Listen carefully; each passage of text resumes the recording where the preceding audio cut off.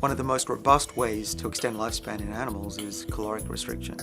It's essentially making animals or even insects and yeast cells hungrier for longer in their life. So I'm going to do this experiment where we've got flies kept on a rich diet for about a month. These flies kept on a dietary restricted diet for about a month. So they've been eating, their food is less nutritious.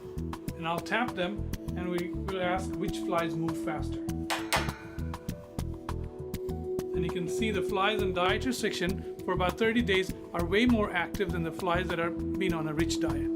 So dietary restriction has been shown to work in over like 30 different species. That not only extends lifespan, but will also delay age-related diseases. Now what we think is going on is that this diet triggers a defense response in the body. It tells all the cells in the body to unite against a threat, which essentially is a threat to survival if you're not eating as much as you should. Conversely, if you sit in a chair all day or you're obese, that actually shuts down the body's defenses.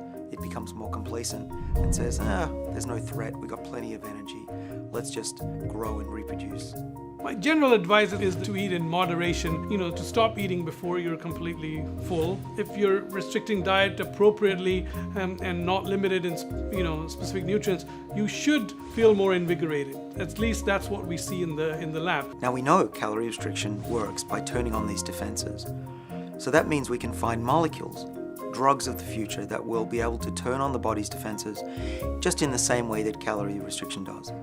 In mice, we've been very successful at giving molecules to them, and their bodies behave as though they're calorie restricted.